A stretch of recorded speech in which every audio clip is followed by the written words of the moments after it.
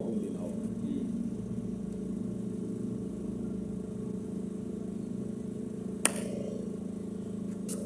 patrie ou la vie, la patrie ou la vie, la patrie ou la vie, nous vaincrons.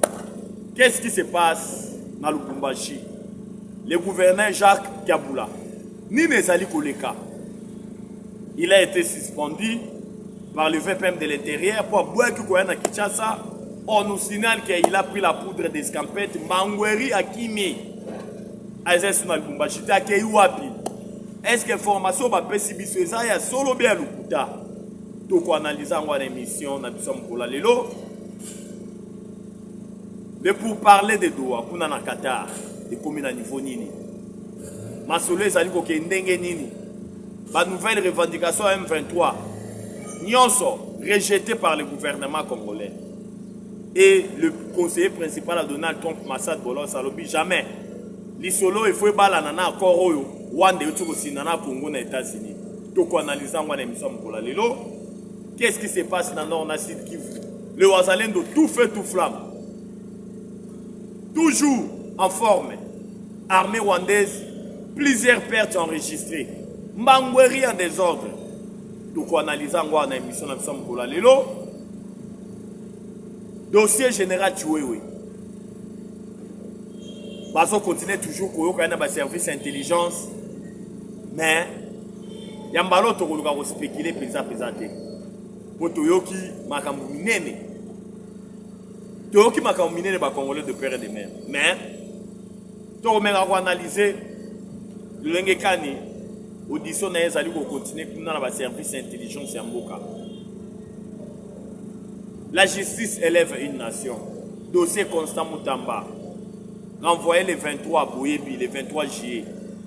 Mais, il y a Congo, Bazokana, objectif n'a pas que Constant Moutamba, il faut coûte que coûte à Kende, à l'incarcérer dans la prison centrale à Makala.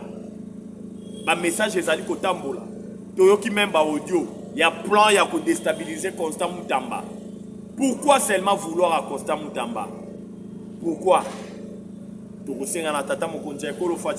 Étant donné que Yenda Zali magistrat suprême, quand on a nous le cambo Constant Moutamba Fati Béton, quand c'est mixé, mais là le lingue kani justice c'est doit les ali ko salema. Si réellement ba ko la culpabilité à Constant Moutamba, na cour ya cassation, na dossier à détournement à prison centrale ya Kisangani, que la justice fasse son travail. Mais ceux qui Constant Moutamba za innocent, matika. Les alliés Congo Basijo Tokolobela na émission na biso mkola lelo. Sans plus tarder, c'est votre humble serviteur. Na kombo ya Jonas Ngandu, surnommé Charles Onana. Toleki toujours dans la chaîne na biso Bomesano.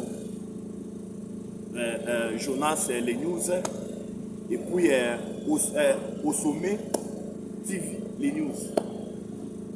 Tolobanga pona bolingo Congo tokanga mon côté car le Congo c'est le pays de nos aïeux. Car le Congo, c'est notre dénominateur commun. Togotama ba Congolais, Tokokufa ba Congolais. Sans plus tarder, bonjour, bonsoir, cela dépend de l'heure à laquelle vous êtes en train de suivre notre émission Oyoyo. Toko Panzalelo Teke. Il faut to panza vraiment Teke. Ni les ali koleka na mboka Lubumbashi. Gouverneur ya Lubumbashi, Jacques Kabila. Boyebi ete mikolo utaki koleka. Maloba na ye ba kongomani ebele ba sepelaki na yango te. Oyoka ekoloba ete Joseph Kabila Kabange azali congolais. Corneille Nanga azali congolais. Botika ko s'acharner contre bango. Makambo na biso entre nous les congolais. Toko solola yango na libota en famille. Car, dit-on, les linges sales se lavent en famille. Izalaki bongo, à propos, il y a M. Kabila, gouverneur ya Lubumbashi, Oyo Alobaki, mais est-ce qu'il y a un propos en athée? Na mikolo eutiko ya na mikolo nyonso. Ba information bande ko tambola na gestion le lenge kana zali ko gérer Lubumbashi.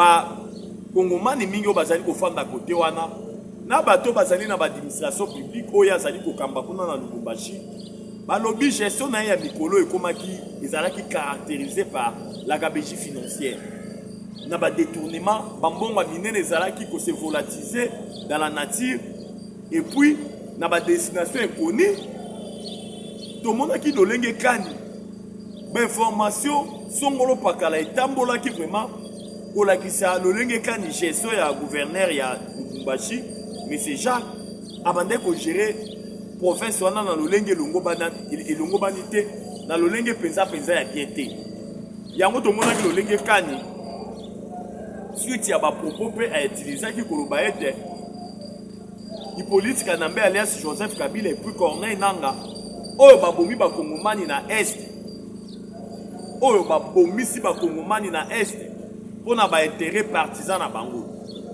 ozi mutu lokola Corneille Nanga boyebi ekoloba ete likolo ya carré minier oyo gouvernement ibotolaki njoka nde Corneille Nanga banda ko gérer carré minier mobimba oyo Hippolyte Kanambe alias Joseph Kabila pesaka ye tango Corneille Nanga zalaka mokonzi ya seni tango Fachi Beto aya lobi nono carré minier on efezonga na maboko ya l'état gérer yango Nanga sili kaka tomoni lolenge kanya kese réfugié na Rwanda ti suka aye ko créer AFC balia M23 pona ko déstabiliser mboka na biso Hippolyte Kanambe oyo tobengi na kombo ya alias Joseph Kabila yepe amonaka mabe lolenge kani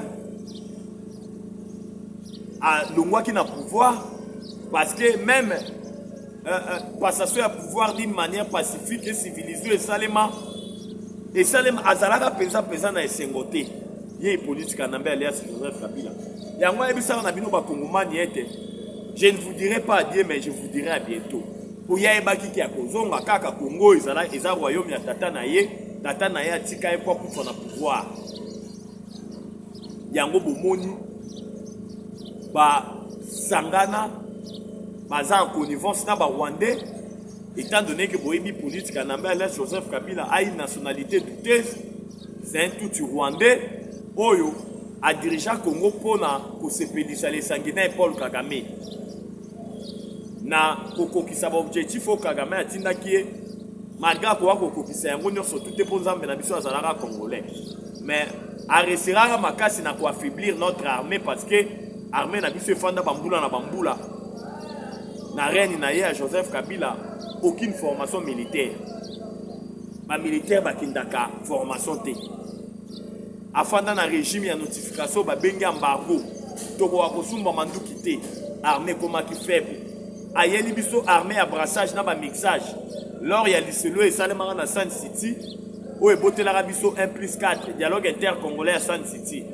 oyo ememela biso brassage na mixage esala eke armée na biso ezala faible lolenge kani ezali faible boye parce que ezali armée ya ba Rwanda oyo baotaka na RCD Goma babrassaka bango bamixaka bango au sein ya FARDC moye tozala na armée ya makasi ezalaka te au contraire tozalaka nde na armée ya baespion na badirect oyo lelo ezali komona na miso bakongomani nyonso lolenge kani armée na biso ezali ya badirect na baespion suite ya bapropos ya gouverneur koloba ete Hippolyte Kanambe Joseph Kabila et puis Corneille Nanga baza ba congolais tokosolola na bango mesa moko botika kosacharner contre bango na makambo tali gabegie financière au balobi province ya Lubumbashi ezalaki caractérisé na gestion ya Jacques Kabula raison pour laquelle bomoni VPM intérieur mikolo tu kolenga koleka bengisa Kabula yakana no atoyoka yo na oya pour justifier ba propos na yo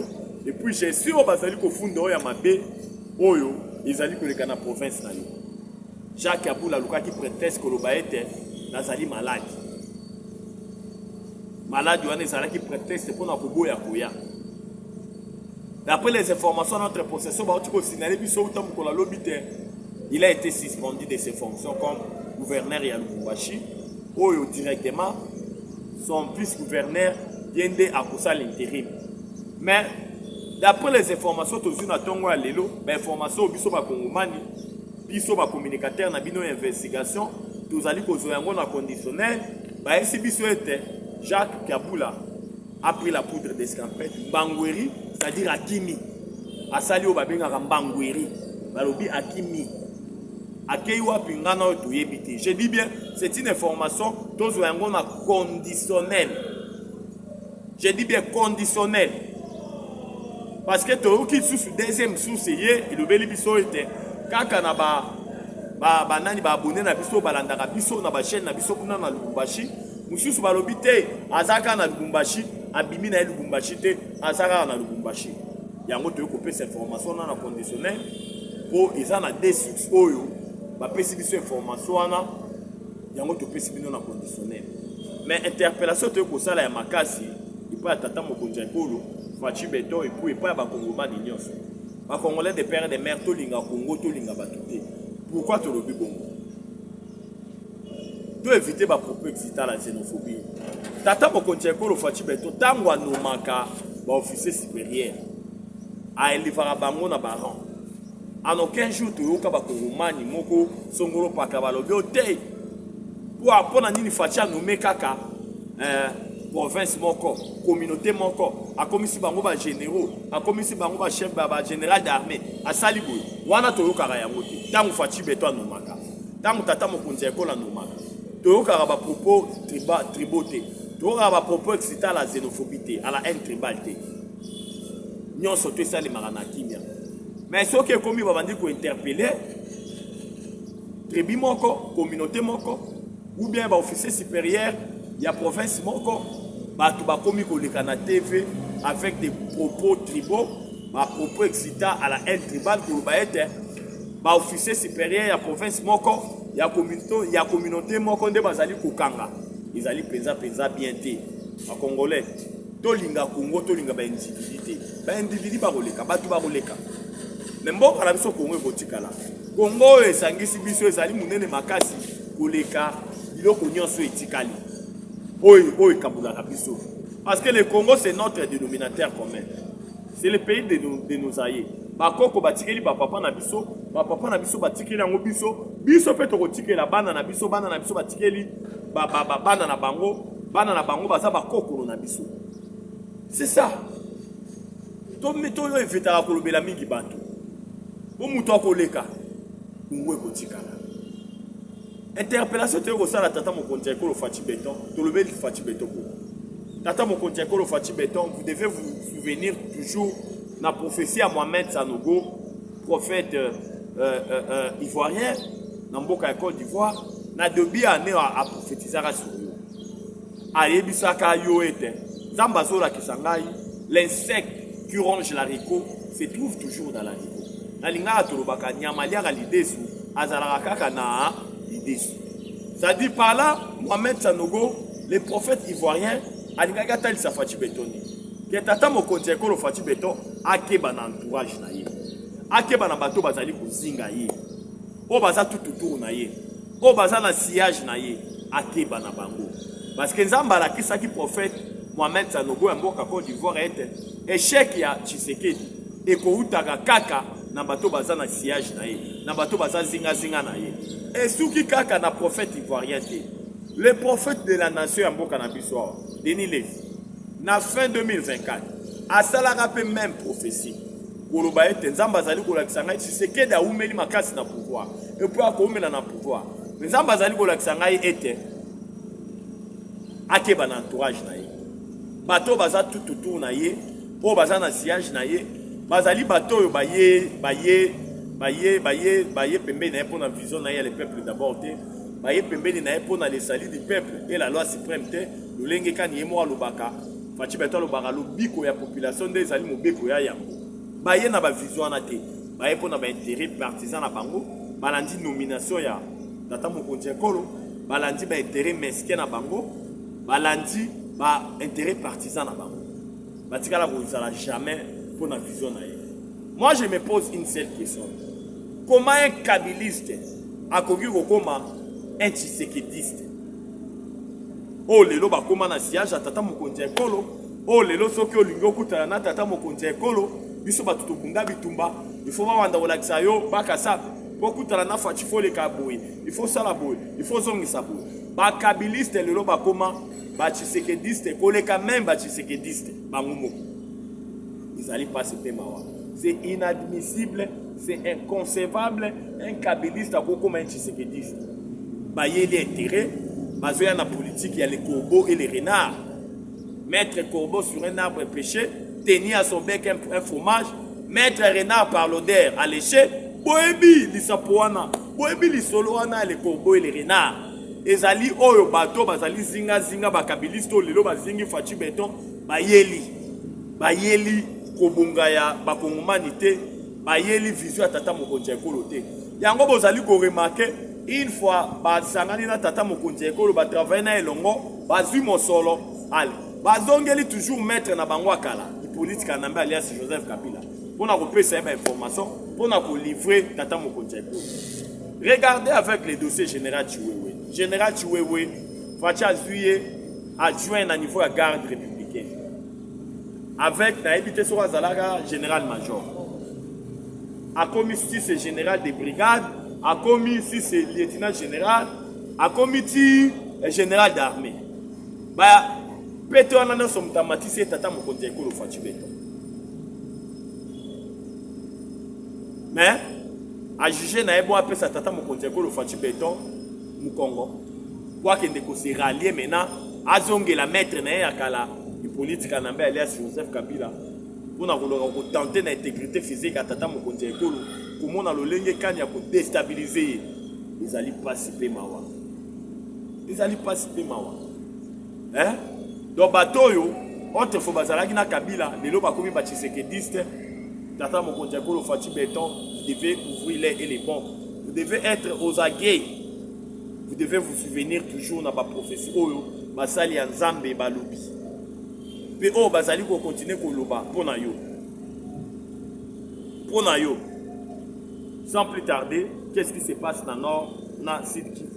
Des affrontements où ils ont une intensité, mais vous n'aurez même pas l'idée dans Kishar ou Kuna, dans le territoire Yarouchou, entre l'armée rwandaise et le Wazalendo, où ils ont continué toujours à se solder dans la victoire écrasante, dans la ligne de front en faveur de Wazachou.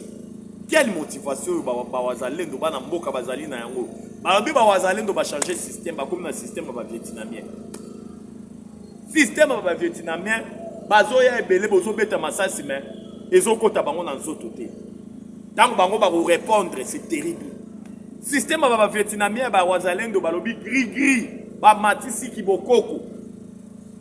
Kibokoko e matie pa ba Wazachou ba Wazalendo ba na mboka. Oh, baza couvert dans l'article 63 de la Constitution. Oh, lobby tous les Congolais ont les droits et les devoirs sacrés de défendre le pays et son intégrité territoriale en cas d'une menace ou d'une agression extérieure. Les Wazalendo tout fait, tout flamme, banamboka. Au four et au moulin. De victoire en victoire. Alors, les Wazalendo va comme un système qui a retourné, qui a mabula minene, qui a makonga. Tango ba tuti ba kimaka désordre wana tango ba wazashu basala ba bombardement chirurgical okomona ba tuti wana ba ya ba militaire wande bazokota na mabulu kuna makonga ezokota bango bazokufa en désordre mbangweri oyo bakufaka te bazalaka na mbangweri moko vous n'aurez même pas l'idée. Ça fait que ba tuti na likamba bengi mbangweri basala ba jeter ba kimaka donc batala ka gauche te batala ka droite te. Batambangweri. Et puis ça qui bango ba aussi dit ça yango. Tshisekedi n'est pas Mobutu CCC ko kukuwendu wazabanga. Oyoyo. Bolongo là na pouvoir parce que AFDEL c'était quelque chose qui créé par les Rwandais pour envahir notre pays. Le 17 mai au Ganga guerre à libération, c'était le début de nos problèmes. C'était l'envahissement de notre pays. Yango bomoni lo lenge kani.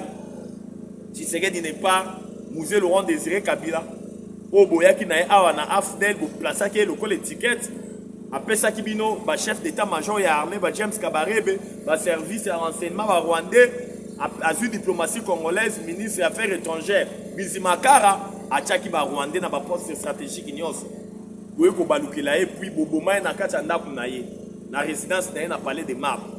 Et puis le Rwanda a été le premier pays ya ko annoncer na chaîne nationale na été le président congolais Musée Laurent Désiré Kabila a été abattu dans sa propre maison. Et puis France 24 RFI est relayé. La chaîne internationale doit être relayée. Donc, il y a une information à Rwanda. Pour la mort du musée Laurent Désiré Kabila, ils ont orchestré, boutiqué par les Rwandais et les Américains. Tant qu'on a au Kambambo, aux États-Unis d'Amérique, Bill Clinton, les déstabilisateurs de notre pays. Il y a tapé ça Kagame plan A, plan B, il y a pour déstabiliser le Congo. Il y a un autre comme on a le Lengekani. Toujours, nani biloko bazali kosala oyo bazali kosala on en kuku mais ezali kobima toujours na poisa yango bomoni ulenge kani na makambo tali mena lisolo oyo ezali koleka kuna na nini na baline de fonyoso oyo ezali sous contrôle ya bawazashu oyo bawazali no bazali ko infliger ba perte énorme na armée rwandaise. Armée rwandaise aux abois, armée rwandaise a joué par les sociétés, ni les autres, les autres comme la bango. A commis même en cours de munitions. Massas Mandou qui a miné les commis. Massas c'est comme aussi la bango. Va jouer par les sociétés, qu'est-ce qui se passe au schiste? Raison pour laquelle, progression dans bango, Massou va se progresser. Bah pour la société. Toqué directement dans ma soleil, ils allaient pour le Gapon dans la douane, ville à Qatar. Entre la délégation gouvernementale et les terroristes LM23, vous savez que leurs passeports ont été confisqués. Il y a des terroristes LM23 par les injoncteurs américains. Vous savez que le week-end passé, le M23 avait voulu claquer la porte au Bimanama Solo et au Qatar. Mais les États-Unis s'imposaient qui dit non, non, comme vous le savez. Le ministre, le conseiller principal à Donald Trump, na Kombo ya Massad Bolos, Azali na Qatar, comme dans la ville à Doha, autant la Lolenge Kandi, Masolo Azali Kodeka entre le gouvernement et les terroristes du M23 et la délégation rwandaise conduite par leur ministre de l'Intérieur. Oyoyo, il y avait eu des nouvelles revendications au M23 Kotisaki. Na Masolo, déjà, Bandai Koussali Makuna, il y a de cela plus d'un mois, dans Mboka Kanta, entre le gouvernement et les terroristes du M23. C'est que le Rwanda n'avait pas réussi à insérer un accord de paix aux États-Unis. Rwanda n'a pas la rétro-pédalage, a se rattraper dans Doha avec des nouvelles revendications. À côté ici dans mon M23, la limitation des mandats, va-t-il respecter la Constitution? Le gouvernement congolais a poursuivre des officiers supérieurs rwandais au Babomisi Bakomomani dans l'Est, au Bazali pour mener des opérations. Basengi même gestion pendant 8 ans, non, on a Sud Kivu. Oyo, nous sommes qui balayé par le président américain, le conseiller principal à Donald Trump, Massad Bolos. Massad Bolos leur a dit que les solos, Bozali Kosala, à Qatar, dans la ville de Doha, il faut balanana, Mbekoli Kundi, c'est-à-dire l'accord de paix signé entre le Congo et le Rwanda, où il s'est mis dans les États-Unis d'Amérique le 27 juin. Sauf que Bozali les solos, et balanina accord de paix, on a été. Il y a les États-Unis et Kosimbate. Parce que la nouvelle revendication de Binonion, ils allaient Moussika, il y a accord de paix. Il faut balana. Massad Bolos Salobi, accord de paix au Sinamé, et ça m'a fait Koli Kundi. Oyoyo, Bogo Yate Bolo Bobo géré Nord qui vous pendant, non, on a qui vous pendant 8 ans. Et vous les catez. Oyo Bogo Yate Bolo Bao, non. La limitation demandée par Tshisekedi. À l'objet, c'est un problème, il y a des Congolais. La Constitution a bien prévoir 2 mandats. Premier mandat, la deuxième mandat. S'il s'avère que la population, le peuple est souverain, le peuple est l'obligé, Tshisekedi, nous allons pas ça continuer. À ce 3e mandat, tout passer par les référendums. C'est le peuple qui est souverain. Et Zamboka Liboso Salimate Congo, et Salimana Bamboke Belé. Même au niveau des États-Unis d'Amérique. Ce qui n'a pas été tant où il y a le président américain Roosevelt. Roosevelt, si je ne m'abuse, a 3 mandats. Il y a une politique, il y a les grands travaux. Tant où la crise frappe comme précisément dans les États-Unis d'Amérique. Crise mondiale. Dans les années vraiment intérieures, Kalamakazi. Dans le temps où on a Roosevelt à Zalaka. À Zalaka, 3 mandats si je ne m'abuse. Et empêcher qui sera traité par eux-mêmes les Congolais. bino délégation rwandaise bourre koya wate na banyangala kata na bino le M23 bozali ko manipuler bolo banatiseke di que non asalaka a des mandats de kolekate wana c'est un problème ya souveraineté ba congolais nde ba retrancher yango o ngai massage bolos na zali ko senga na bino banyangala kata le M23 vous devez respecter l'accord de paix qui a été signé aux États-Unis. Vos revendications, il faut tourner tout autour. Il y a des dispositions et accords de paix aux États-Unis. Parce que ce que même, au niveau de Rwanda, le Parlement rwandais a adopté accord, a ratifié accord. Le Parlement rwandais a ratifié accord. Mais pendant Bissau, qu'est-ce que nous attendons? Malgré il y a eu un tollé au niveau de Rwanda, les parlementaires rwandais balobi non. Mais bon, signer accord, oyo est bénéfique pour nos Congolais. Regardez les dispositions, tous les ans dans quatre accords. Et là, qui si noir sur blanc, biso Rwanda nde to bundisara Congo. To ye komitika à ciel ouvert que biso nde to bundisara Congo, biso nde to bomi ba Congomani plus de 10 millions, to violer plus de 500 000 femmes, violer, to dévaster plus de 110 000 hectares, ya banzete na bango pendant 30 ans. Bon, moi, je vous salue. Wana ba parlementaire rwandais ba tombo quel gouvernement na bango. Ministre na bango affaires étrangères azaki na garte parlement rwandais a vu parole à l'obité et ça peut bénéfique pour moniter que to peut intégration économique. Ba parlementaire rwandais ba ta botie intégration économique. Que ba minerai à Congo za la raffiner kuna. Mais Congo peut lobby to lobby kuna pour créer ba usine ya raffinerie ba minerai abandi ko sous ça peut ko raffiner ba minerai na ka na mboka na e. Alors on a posé na biso soutien. Bon, moniter que non accord de paix signé aux États-Unis. Biso ba Rwanda biso nde to ba perdant. Wana ba parlementaire Rwanda ba zo gélé maintenant gouvernement na bango na présence ya ministre na bango ya affaires étrangères ou aleka qui na parlement na bango pour na ko la qui ça bien fondé accord wana pour ba être bénéfique pour na biso Rwanda. Au contraire, ba député rwandais ton batali ba lobi non, bango nde ba perdre. Mais toutefois malgré Tolé, et pas les députés rwandais, mais hier l'accord de paix signé aux États-Unis d'Amérique entre le Congo et le Rwanda a été ratifié par le gouvernement rwandais. Bah, ratifié qui a mot. Biso peut osali côté là, Vital Kamerhe et Loakaningini King. Tu que notre Assemblée nationale va aller en vacances parlementaires. Mais la loi prévoit une session extraordinaire au cas où ils ont un sujet moko ils allaient vraiment dans la nécessité va débattre à niveau de l'Assemblée nationale. La loi prévoit la convocation d'une session extraordinaire.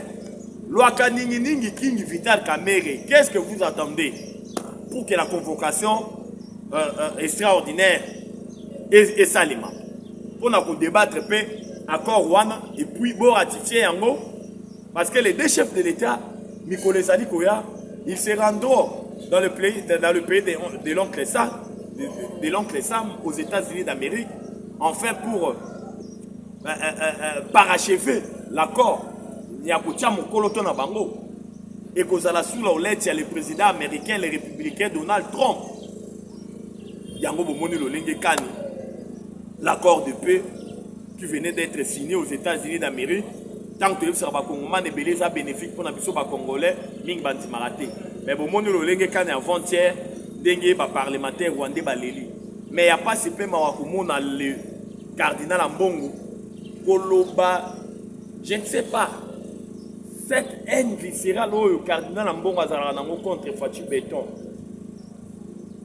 Et où Takawapi, la motivation dans les apôts Batsango Bazaba Fériste. La gratuité de l'enseignement, l'article 43 dernier alinéa de la Constitution, qui prône la gratuité de l'éducation de base. Dès que la tata Mokonje pour le Fatou Béton, pas problème, non. Le kani basango ba futi sara bana na biso ba kelasi cher tous les cardinaux azala na pourcentage na e webi ke ba école kotangisa mwana na ba école basango il faut zala na mosolo ezalaka bénéfique ba cardinaux nyonso bazala na ba pourcentage na bango mais tant wa mbongo aye a tombé na poule de la mort. Pour de la mort, pour lui a Fatou Béton. Pour lui a Fatou Béton. Fatou a le but gratuité enseignement. Mon sengo a tonga université likolo ya pourcentage au babumbi laka. Bango na l'école catholique au babumbi laka bakardino. pour baza na mosolo pe beli batonga mosengo atonga université malula atonga université echawa atonga université mais en bon temps voyez boye akutani na poule de la mort ya Fachi Beton ya gratuité de l'enseignement atali boye moyen soit sous pourcentage on les até un viscéral bato bazola ta sultani baza ba affairiste baza bato balula mosolo baza bato bazali kotambola na bosembo te baza bato bilinga avec leur pacte social oyo balingi bamema biso na dialogue intercongolais bis oyo biso nyonso bacongolais fo totelemela pacte social pacte citoyen eza nyonso obe oloko be moko oyo elingi emema biso na masolo oyo lolenge kana esalemaka na San City na dialogue intercongolais oyo ememela biso gouvernement 1+4 un président +4 vice-président oyo ememela biso brassage na mixage au sein de notre armée oyo esalaki armée na biso ezala faible lolenge kana ezali faible boye lelo basango bakomi koutiliser langage ya lesanguinaire Paul Kagame. Le problème du Congo, on doit étudier les causes profondes. Oh, en bon, comme on la cause profonde. Alors, accord de paix États-Unis. Et ils ont établi ici ma cause profonde. Il y a Bitumba S. Je ne pas lobby. Accord Rwanda et Simbate. Il y a paix signé et pas y a mairie. Parce que ils ont dit les causes profondes. Ambongo, chaud, les beaux carapés Sony. Les gens qui ont relayé Mangala et les sanguinaires Paul Kagame, les causes profondes, ils allaient participer Mawa. Tolinga Kongoko, Tolinga Koko, à Congolais de père et de mère. Ceux qui ont landé bateau, ils sont basés au Bunisambo Kanabissou. Plusieurs d'entre eux basés toujours dans la nationalité du TES. Nationalité Bilinga. Sur 50% centrafricain, 50% congolais, 100% juif, 50% zambien. Nationalité du TES, nous avons un problème. Batouan Bilinga. Y'a un bon monde le kani. Pour senga na bino ba congolais de père et de mère tolinga mboka. Tolinga ba. Batu ba kokende mboka na biso botikala. Biso tout okufa. Mais toi tu la bana na biso mboka ya mokuba. Avec la même superficie ba koko batikela biso il y a 2 345 410 km². Aucun centimètre okende ni na Rwanda ni na Uganda. Parce que Congo est allé mboka na biso. Congo est mboka na biso. Yango to sengi na de Vital Kamerhe lo akaningi kingi. Convoquer les biso, c'est extraordinaire pour accord à la débattre à niveau de l'Assemblée pour ratifier un mot. Au lieu où ça donne toujours na bamativiste ou l'équipe où vous m'avez vu, Kamerhe c'est un mativiste. Un vrai mativiste. Je pèse mes mots. Un vrai populisme. Il est caractérisé par le populisme. Kamerhe azali wana bakola dina banani asala bolanda ki awa na 50e sommet ya parlementaire francophone kuna na France. O bakendaki na ye na Sama Lukonde président du Sénat. Kamerhe atali boya kokite amoni président de l'Assemblée nationale rwandais afungoleli maboko ati ayambiye bapesani bakolate batombolani maboko. Kamerhe azotombola président de l'Assemblée nationale rwandais. Kamerhe azotombola maboko azoloba na Kinyarwanda yonde bangote yonde. Otala ba image de Kamerhe bande kotombola maboko. Esalaki participer ma komona lwaka ningi kingi na confiance au Fachi Beton apesi a dirigé l'Assemblée nationale, mais na mo azozala na Fachi na buto azala na Fachi. Je pèse mes mots. Minga bato bazala siège à tata mokonzi ekolo bazala na yaka na moyi na buto bazala na été yango to yeko senga na tata mokonzi ekolo Fachi Beton il faut ça la toilettage na bato bazala zinga na ye na bato bazali kokamba ba institution ya mboka po mingi bazala na été to sepela ki na attitude ya Jean-Michel Sama Lukonde, président du Sénat, ou dans le 50e sommet à parlementaire francophone, il était vraiment loin. Le président de l'Assemblée nationale rwandais. Avec Moussika naï. En tala nyonso ka zo zimela ngona Moussika. Oui, c'est ça. Bateau Baboumi biso pendant 30 ans. Plus de 10 millions de morts, plus de 500 000 femmes violées, plus de 110 000 hectares dévastés. Bolandi trompe na sommet à autant. Alors bina silisi guerre on a ne silate. Binot autant musala na bine zalaki nini.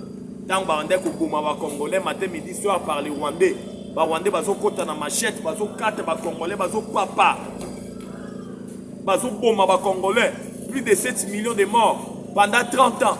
Bino autant bozalaki wapi. Organisation d'Atlantique du Nord. Bino autant bozalaki wapi na makasi na bino. Pourquoi pas utiliser qui force na bino pour la resilience à Bitumbawana. Mais ngai Trump na ye na CDC yango.